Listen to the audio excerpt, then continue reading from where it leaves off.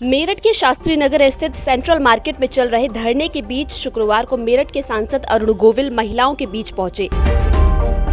सांसद को देखते ही कई महिलाएं भावुक हो गईं और अपनी दुकानों व घरों को बचाने की गुहार लगाते हुए रो पड़ीं। सांसद ने महिलाओं को भरोसा दिलाते हुए कहा कि सरकार उनकी समस्याओं को गंभीरता से ले रही है और समाधान निकालने के प्रयास किए जा रहे हैं।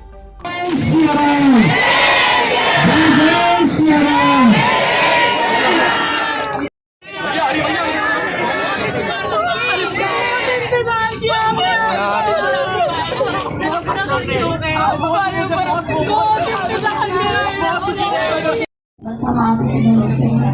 हमारे घर व्यापार सब चले गए हैं, व्यापार तो पहले ही चला गया है और 38 मीटर के मकान में हम लोग रह रहे हैं। 3 पीढ़ियाँ रह रही हैं और वो भी बहुत पुराने बने हुए हैं। हमारी जिंदगी भर की मेहनत है।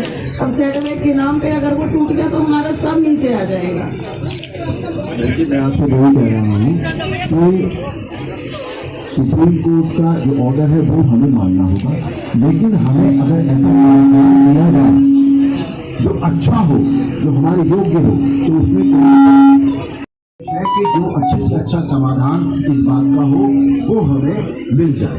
इसके लिए सरकार पूरी तरह प्रयासरत है। ये मेरा बात है।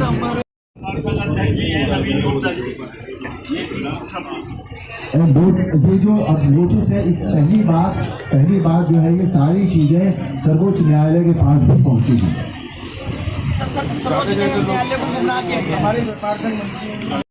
सबसे पहले तो मैं आपका बहुत आभार व्यक्त करती हूँ कि आप हमारे बीच में आए, आपने हम सबकी परेशानियाँ सुनी और उसकी तरफ ध्यान दिया। उसके लिए आपका बहुत पूरा शास्त्री नगर आपका आभार व्यक्त करता है और हम आपका बहुत सम्मान करते हैं। देखो, भगवान को किसी ने नहीं देखा हमने, लेकिन श्री राम के रूप में आज भी हमारी आंखों में कोई छवि आती है तो वो सिर्फ आप ही की आती है।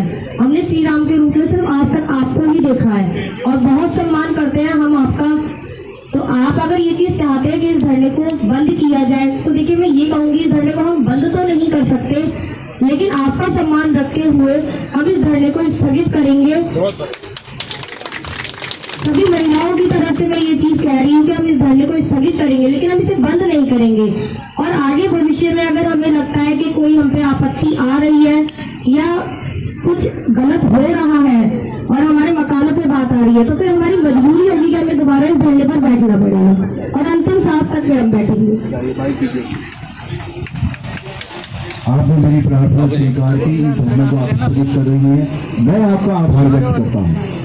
हम आपका बहुत मैं आपका आभार व्यक्त करता हूँ भाजपा को वोट दिया, बहुत और मैं आपको बताऊँ, मेरा आभार आपका से हम कुछ नहीं लेते। आपको भी पता है आप हमारे बीच में आए, आपने से हम कुछ नहीं लेते। मुझे आभार भी नहीं चाहिए आपका।